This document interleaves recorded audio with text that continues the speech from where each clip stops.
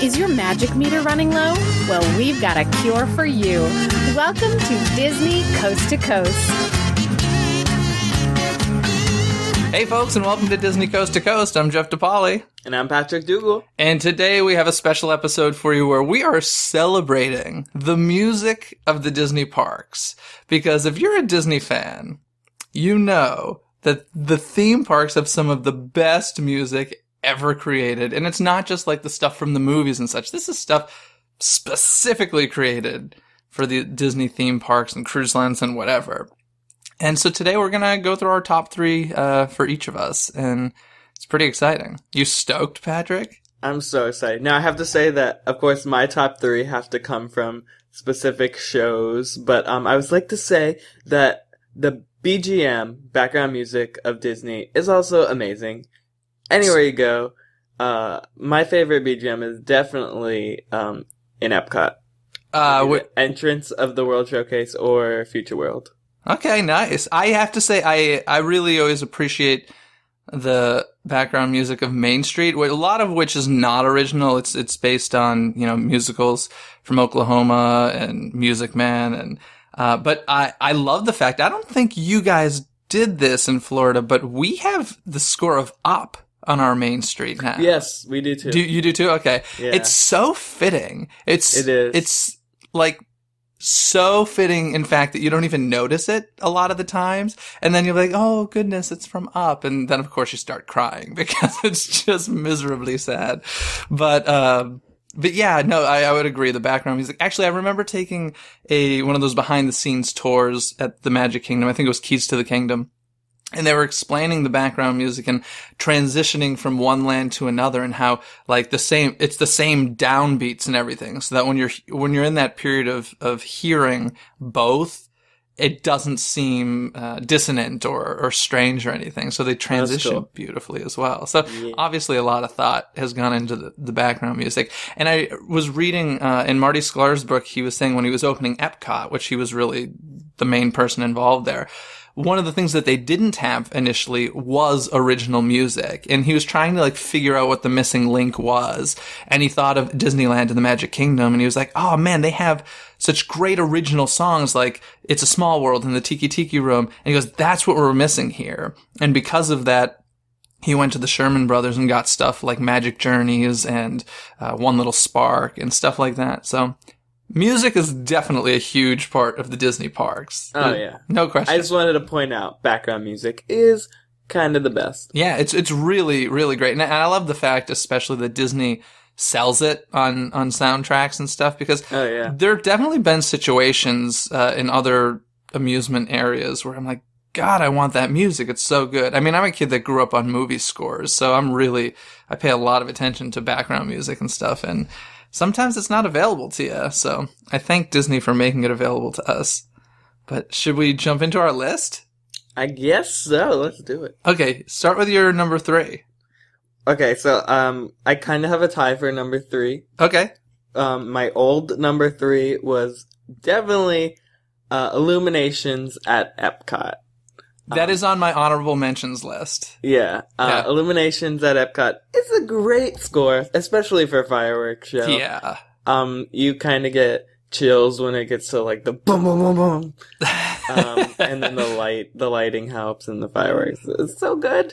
Yeah, the Illuminations score is one of those things that I blast in my car quite a bit. In fact, right before coming to Florida, I was playing that on a daily basis because I was so excited. It's moving. And by the way, folks, any of these songs that we mentioned, that if you have not heard them, go to YouTube and find them. I'm sure all of this is available to listen to.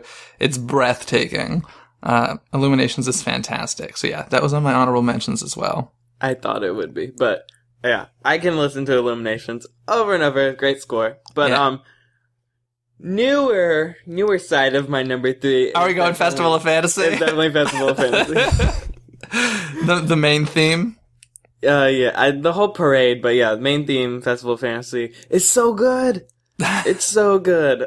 I sing it sometimes in my head.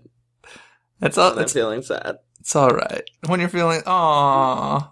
And then I think, you know what? It's a festival of fantasy. Yeah. Give us a little. How's it go? Festival of fantasy. Oh, that was nice. Thank you. That was nice.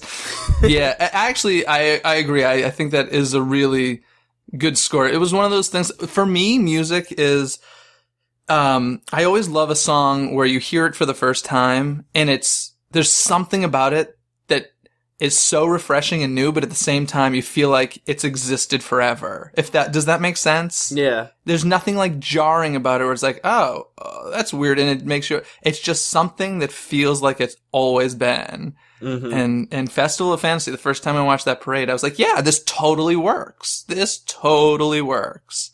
So I agree. That's a good number 3. You want to hear mine? What? Do you want to hear mine? Yeah, what's your number 3? Mine is the music from Finding Nemo the Musical. Oh, well, that's my number 2. Oh, good. Well, let's discuss it. Finding Nemo the Musical, if you're not familiar with this, is a show at Disney's Animal Kingdom. And from Bobby Lopez, now EGOT winner, he won the Oscar recently for I almost said Wicked. I don't know why. For Frozen. No. For Frozen. Close, though. Yeah. Practically the same. So yeah, Disney does this thing where they take their non-musical movies and they make musical versions of them because why not? Because why not? Exactly. If one of the cruise ships or maybe multiple of them have a Toy Story the musical, which I know a little bit about, but Finding Nemo the musical, first time I saw it, I was very, very impressed by it. And I bought the CD. Do you have the CD? I do. Yeah, it's really good. Talk a little bit more about Finding Nemo the musical. Well, it's interesting too because not only did they have one of the main theme songs in the Big Blue World as part of the musical. I know where you're going with this, and I love it. In Epcot. Yes, I think I had definitely seen Finding Nemo the musical first, and then I did the Finding Nemo ride at Epcot. And when they started singing Big Blue World, I was like, oh my God, like my brain almost exploded. I was so excited about it. And then I was like, why isn't this song in the submarine voyage? Ah! Yes. So not only do we get the newer original music in the show, but it's also incorporated in the rides, and it's all one universe, and it's kind of amazing. But yeah, Finding Nemo the musical, anytime I'm in Animal Kingdom, I see this show because... And it's not short. It's like 45 minutes. Yeah, it's a 45-minute show, and it's almost on the hour. Every half hour they do a show. So, West Coasters, what that means for us is if you were in DCA, you would go see Aladdin every single time, which most people probably know is a little bit overwhelming. But Finding Nemo the musical, it's worth stopping for. Oh, yeah. They use puppets, and Nigel's a huge puppet. But the music is so good. I can't. It's kind of heartbreaking, a lot of the music, and it is. Yeah. The last scene, I tear up. Yeah, I love that scene with the Big Blue World reprise at the end. Like it's just so, that one gives me chills. I love that, and I'm gonna go play Marlin in Finding Nemo the musical. You think I could do that? Okay, yeah, go ahead. You can be Dory. I want to be Crush. Okay. I want to ride a turtle. Can you hit those notes? Those are some high notes. Those are some seriously high notes. If you ever want to listen to that soundtrack, listen to the Go With The Flow song. Yeah. God knows I've tried singing along to that in the car, and I'm like, dude, no pun intended. I was like, those are some really, really high notes, but beautiful music by Bobby Lopez. And correct me if I'm wrong, was that his first time working with Disney? It's the first thing I'm aware of, anyway. He may have done some smaller TV things, but I think it was the first time he worked with Disney was Finding Nemo the musical. So that was my number 3. That's your number 2, right? Correct. Okay. Well, my number 2. Take a guess. You know it. Do I? Yeah. Is it my number 1? Oh, no, I guarantee this is not your number 1. Although our number 1s might be the same. It's gonna be the same. Come on, number 2. Oh, done and done. Carousel of progress. There's a great big beautiful tomorrow shining at the end of every day. Come on, you could not have a list of the best theme park music without including the Sherman Brothers.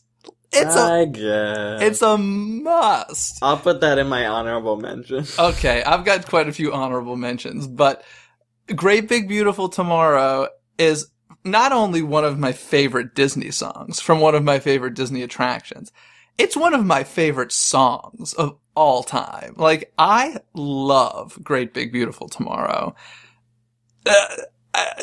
Oh God, the video of Dick and Bob Sherman and Walt Disney sitting around the piano singing it together is just amazing to me. I just absolutely love it. And the lyrics of that song are spectacular. Oh, I would admit, while Carousel of Progress isn't my favorite attraction. What? I do love that song. It's a great song. I actually wish they used it more, like, beyond that attraction. That would be really cool if they did, like, a classic fireworks show. To, like, Carousel of Progress and Tiki Room and Small World. Well, we have Tiki Room out here in our fireworks. But yes, I'm surprised Small World isn't part of our fireworks now that you mention it. But yeah, the Sherman Brothers music, everything we just mentioned, plus One Little Spark, plus, God, what else is theirs in the park? So much. Winnie the Pooh is theirs. Like, it's crazy, the amount of stuff they wrote for the parks. And Great Big Beautiful Tomorrow is spectacular. And I love it. It is a good song. It's so good. Sing a little. Come on, Patrick. I'm not going to sing a little. You love it. That's okay. I'll take a soundbite from a previous episode and stick it. No. No. Oh, goodness. So that's my number 2. Shall we go to our number 1 and shall we try it on 3? 3, 2, 1, say it. Okay, ready? 3, 2, 1. Fantasmic. Okay, there we go. Yep. Well, Fantasmic. We got the same number 1. We pretty much have the same list. Well, here's the thing that I'm actually surprised you had Finding Nemo the Musical. I kind of thought you might have forgotten it, or it might have fallen by the way. Never. Well, Fantasmic, for me, is not only the greatest live performance Disney's ever put forth, I actually think it is, and this is coming from somebody who has seen a lot of live performance in his lifetime. I think it is the best produced live show I've ever seen in my entire life. And the fact that this is done multiple times a night blows my mind. The fact that it gets done with few errors ever, is unbelievable to me. And I can just remember seeing this show as a kid and my mind being blown. And once again, it was that feeling of, you hear that score as soon as it starts, and it's like, it's that feeling of, this just feels right. It sounds like something that's always existed, but hasn't, obviously, and is brilliant. And it's the most hummable thing, I think, in the parks. I love it. I agree. You just enter Mickey's imagination, and the world surrounds you. But will he defeat his darkest nightmares? You are about to find out.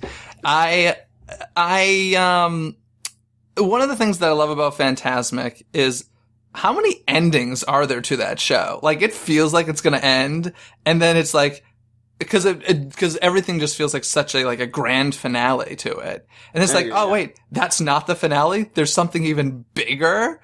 I mean, I think it starts with the dragon, and you're like, holy cow, like, this is such an awesome way to end a show. And then, the Mark Twain comes out, or in your case, the little steamboat Willie Boat, and all the characters are on there. You're like, oh, what an even cooler way to end a show.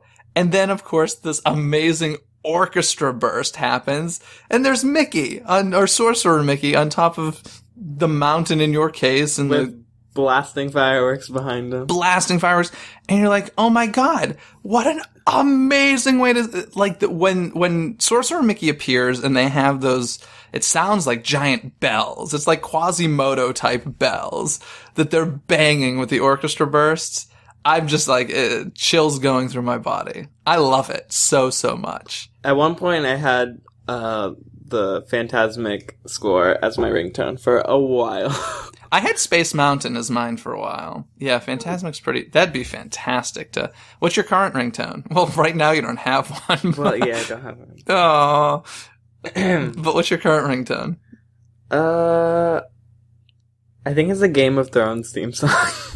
Okay. Mine is Santa Fe from the Broadway musical News. I think before that it was Everything Was Awesome. Of course.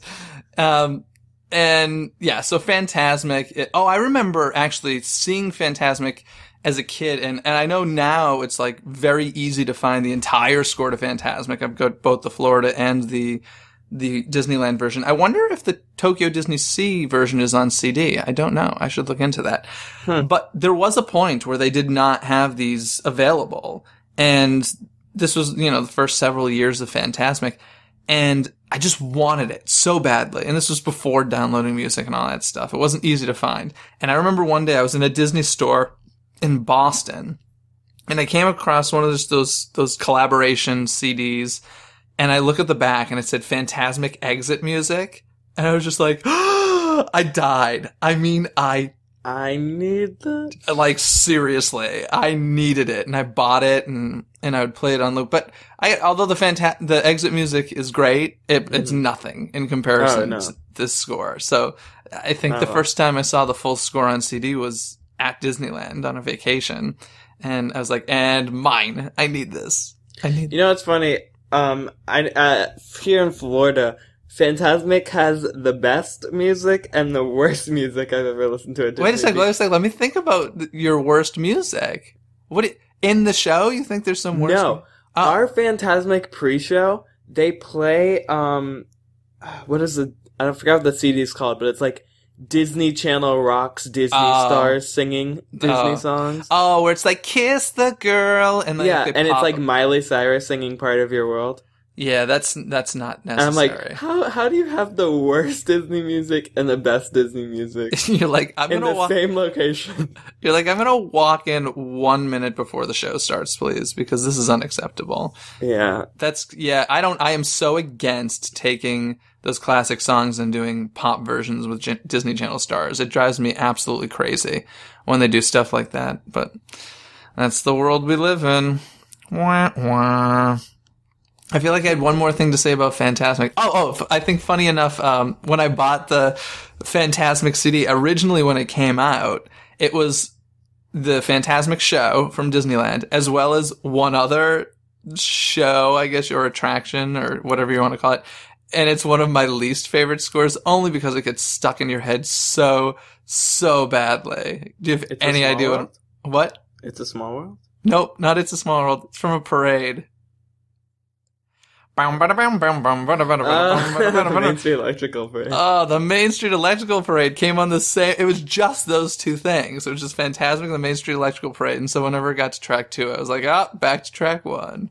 Listening to Fantasmic again. What? Main Street Electrical Parade is the best. You gotta admit, though, that music gets really stuck in your head. Super annoying.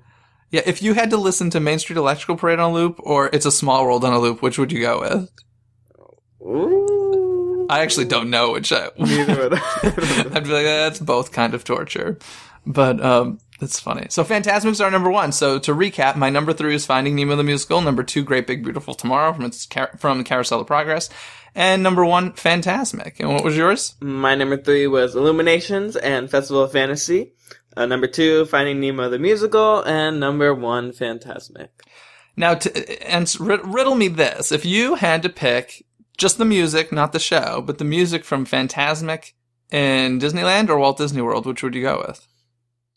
I think I'm used to Disney World. I think I would go with Walt Disney World because they're, like anything. I think when they did Fantasmic here, that was 92. I believe it was 97 that it opened in Florida. And they obviously learned things or plussed it or whatever you want to say. And I feel like some of the musical choices that they made, we have this whole section with like monkeys and stuff that it's just a little bit random, where you guys kind of go through this cool montage of like classic Disney films and the music corresponds with that. Yeah, so we have the monkey section too, but there's like Lion King-esque music. Yeah, exactly. They do like Lion King, Jungle Book, stuff like that, whereas ours is just kind of like these drum beats thing. I definitely do like our Peter Pan section though. As far as show, definitely Disney. No, but I even mean musically. I know, musical-wise. But the Fantasmic in general is fabulous. I have a few other that I wanted to mention. Did you have any more that you wanted to mention? Well, let's hear yours. Okay, well, Spectromagic, I think. I agree. Obviously, great score. It's just a sin. I'm a sucker for any parade music, like the past like couple parade music. While like Celebrate a Dream wasn't like the best parade ever, I still got that music stuck in my head. All parade music sounds sensational. So I've seen it like twice in real life, but I still get the music stuck in my head. It's fun times. And also Drawn to the Magic. Have you ever seen this show? It was at Disney California Adventure. No. It ran for a long time. It was a fairly small show. It wasn't any big production by any means. They did it on a stage over by the Animation Academy out in the street, or over by Monsters University or Monsters Inc. That ride. They kind of changed locations a bunch, but it was just a fun little show with 3 singers, and a few characters came out, and they just had this great, I'm drawn to the magic of Disney, that gets stuck in your head. Plus, it doesn't help that I had a friend who was obsessed with the show and would make us watch it every single time that we went. But it was a great little melody that's worth mentioning, and definitely YouTubeable. So I highly suggest checking out Drawn to the Magic for the main theme of that show. And I know you've never seen this, which is still mind-blowing to me, but Aladdin at the Hyperion Theater at Disney California Adventure, of course, most of it's the music that we know and love from the film, but they added a song called Little Bird in there. That's a song that Jasmine sings. Have you heard it? I have not.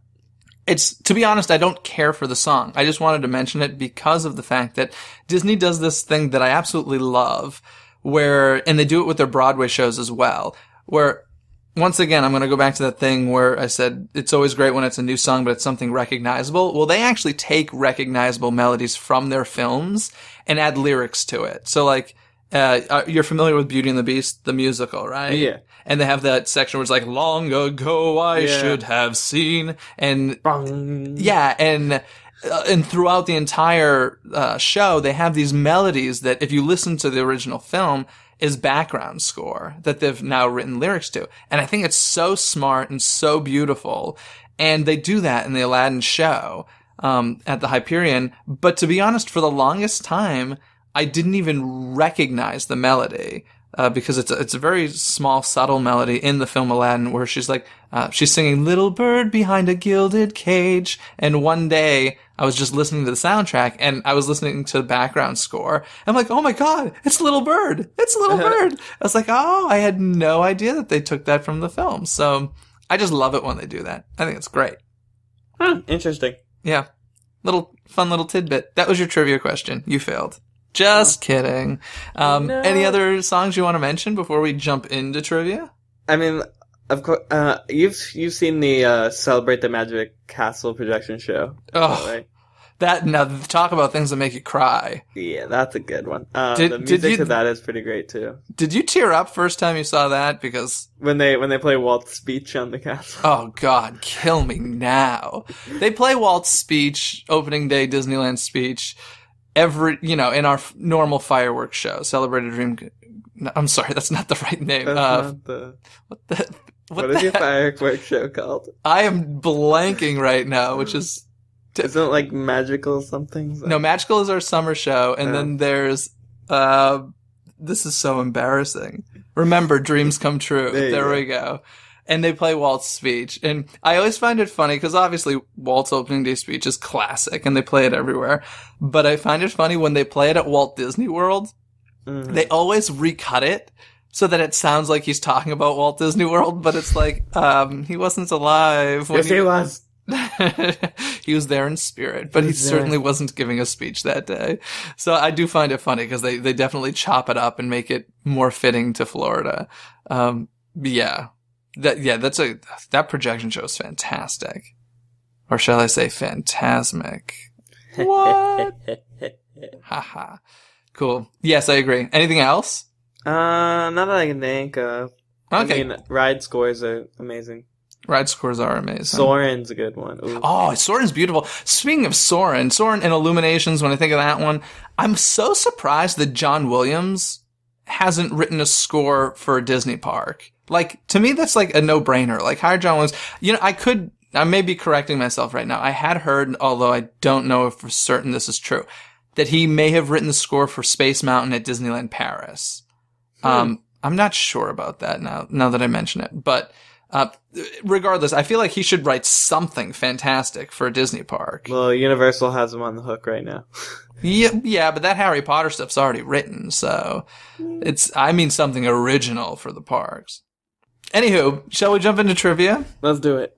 Okay, hit me with a question. Okay, it has to do with Disney songs. Oh, no kidding, mine too. Yeah, so you gotta think hard, kind of, maybe. Right? I'm gonna think. Mm-hmm. Which Disney villain has a song, but they don't sing it themselves? Ooh, which Disney villain has a song? Cruella de Vil. Yeah, you got it. Nice. Good job. Cruella de Vil. Did you expect me to get that? Maybe. I didn't expect me to get that. I was going through, I don't even know why that popped in my head. Good for me. Well, my trivia question is also musical related, and it has to do with It's a Small World. Now, when this attraction first opened, or was being created, I shouldn't say when it first opened, but when it was originally created, the song that we know and love was not the original choice for It's a Small World. And it became the song for a very specific reason. So, my question is, what was the original song that was going to be sung in It's a Small World, and why did they have to change it? It's a good one. It's kind of interesting and makes total sense. Like, the idea of why they did it completely makes sense, and then the idea of why they changed it makes equally as much sense. Was it It's a Big, Big World? No, it was actually multiple songs. Oh, were they like singing them in different languages each? They were singing their national anthems in each country. Huh. And then it just started to sound like noise. There were so many different national anthems going on all at the same time, and the transition from one space to the next, it just sounded like, junk. Yeah. And that's when... Is that the reason why they switched it? Because it sounded bad? Or? Yeah. I thought the reason would be like, maybe they couldn't fit like all the national... There's a lot of national anthems. Yeah, that's true. Now, I'm sure they would have picked and chosen what they... Yeah. But the reason is because it sounded so terrible with all of this stuff going on at the same time that Walt went to the Sherman Brothers and said, hey, we need one central song. And that became It's a Small World. And then... they changed the orchestrations and stuff to make it sound like each individual country. And I definitely think that I would call it a success. Yeah, it would have been interesting, but It's a Small World definitely works better. Yeah, maybe they should do it for like one weekend, the way it was. Oh God, that'd be crazy. Can you imagine getting stuck in there with that? Ooh, fun. No, don't ooh that. That'd be like, oh. That'd be fun. Terrible listening to all these national anthems. It'd be cray-cray. Anywho, I think that's going to do it for us this week on Disney Coast to Coast. Thanks for listening, folks. Patrick, I will see you later. Bye-bye. Thanks for listening to Disney Coast to Coast. Have a magical day.